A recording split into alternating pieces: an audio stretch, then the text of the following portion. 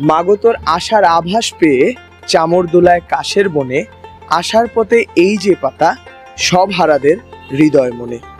নমস্কার, শারদীয় দুর্গোৎসব নারায়ণগঞ্জ আয়োজিত পূজা প্রস্তুতি 2024-এর আরেকটি নতুন পর্বে আপনাদের সকলকে জানাই স্বাগত। মহালয়ার হাত ধরে শুরু হয়ে গেল দেবী পক্ষের আগমন, তাই শারদীয় দুর্গোৎসব নারায়ণগঞ্জ প্রস্তুত।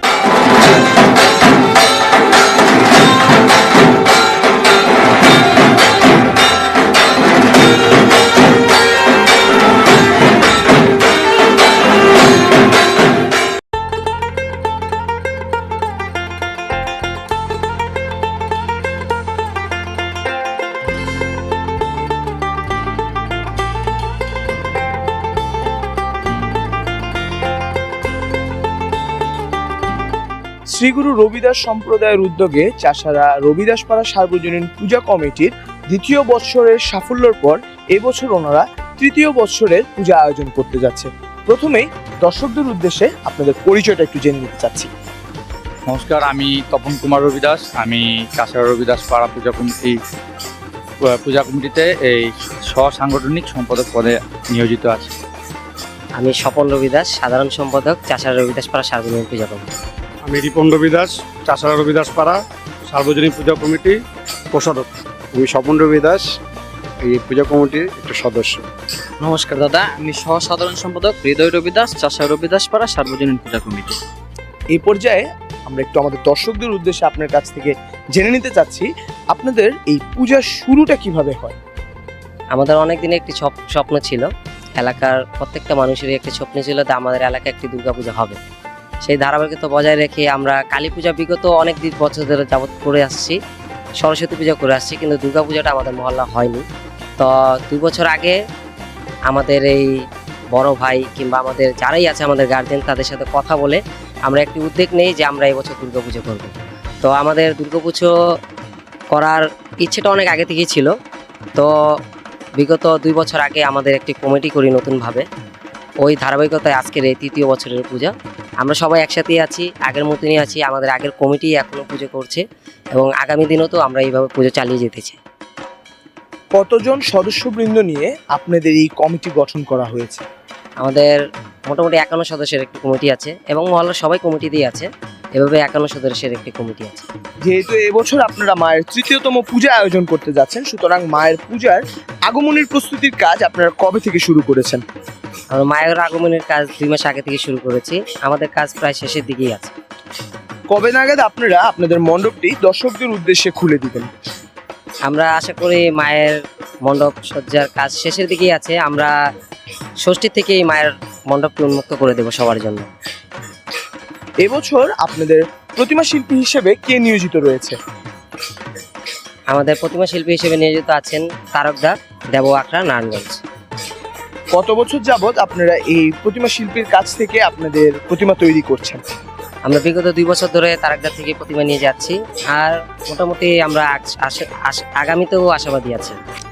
যেহেতু আপনারা দ্বিতীয় বছরের সাফল্যের পর এবছর আপনারা তৃতীয়বারের মতো মায়ের পূজা আয়োজন করতে যাচ্ছেন, সুতরাং আপনাদের মণ্ডপ সজ্জায় কি নতুনত্ব রয়েছে?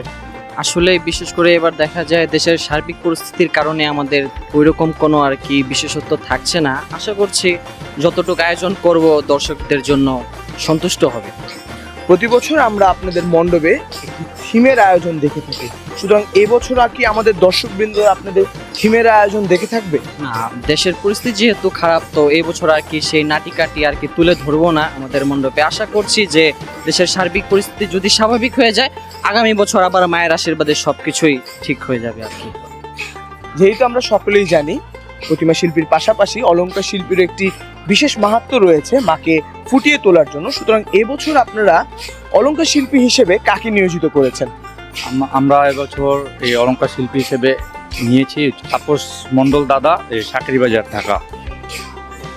দেশের সার্বিক পরিস্থিতি অনুযায়ী আপনারা আপনাদের নিরাপত্তার ব্যাপারটি কিভাবে দেখছেন? নিরাপত্তা আগের থেকে আরও জোরদার করেছি, আমাদের নিজস্ব ভলেন্টিয়ার আছে এবং প্রশাসনিকভাবে আমাদেরকে সার্বক্ষণিক আমাদের মণ্ডপটি মনিটরিং করা আছে। তা আশা করি নিরাপত্তার দিক দিয়ে আমাদের কোনো কমতি নেই। আমাদের শারদীয় দুর্গোৎসব নারায়ণগঞ্জের অনেক দর্শক শ্রোতারা আছে যারা কিনা নারায়ণগঞ্জ এবং বাংলাদেশের বিভিন্ন জেলা থেকে নারায়ণগঞ্জ আসে পূজা দেখার জন্য। সুতরাং আপনাদের মণ্ডপে তারা কিভাবে পৌঁছে যাবে তা যদি আমাদের দর্শকদের উদ্দেশ্যে বলতেন। প্রথমে আপনি চাষারা গোল চত্বর থেকে, নারায়ণগঞ্জ চাষারা গোল চত্বর থেকে একটু সামনে গেলে রামকৃষ্ণ মিশন আশ্রম আছে, তো তার পূর্ব পাশে আমাদের মণ্ডপটা চাষারা রবিদাস পাড়া সার্বজনীন পূজা কমিটি। তো এই চাষারা রামকৃষ্ণ মিশনের পূর্ব পাশে আসলে আমাদের মণ্ডপটা দেখা যাবে।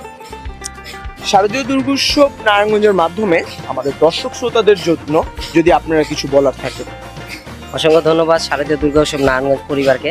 প্রতি বছরের নিয়ে এবছরও আমাদের মণ্ডপ সজ্জার কাজটি ফুটিয়ে তোলার জন্য সবার মাঝে, এবং আসবেন আমাদের মণ্ডপে। আমাদের মণ্ডপে বিশেষ কিছু আয়োজন আছে, সেটা আমরা উন্মুক্ত করলাম না, আপনারা আসলেই দেখতে পারবেন।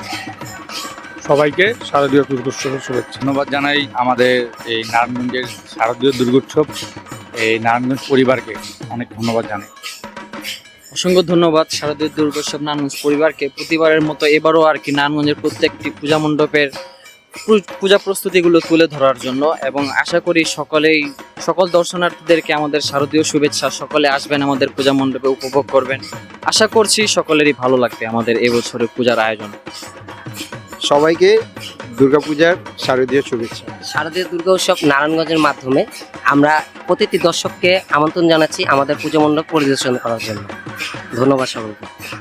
কথা বলে নিচ্ছিলাম চাষার রবিদাস পাড়ার সদস্যবৃন্দদের সাথে, যারা কিনা এবছর তৃতীয়বারের মতো মায়ের পূজা আয়োজন করতে যাচ্ছে। সকলকে তাদের আয়োজনের আমন্ত্রণ জানিয়ে শারদীয় দুর্গোৎসব নারায়ণগঞ্জ আয়োজিত পূজা প্রস্তুতি 2024-এর আজকের পর্বটি এখানেই সমাপ্ত করছি। দেখা হবে অন্য কোনো পর্বে অন্য কোনো কমিটির সদস্যবৃন্দদের সাথে। ততক্ষণ পর্যন্ত শারদীয় দুর্গোৎসব নারায়ণগঞ্জের পাশেই থাকুন। ধন্যবাদ।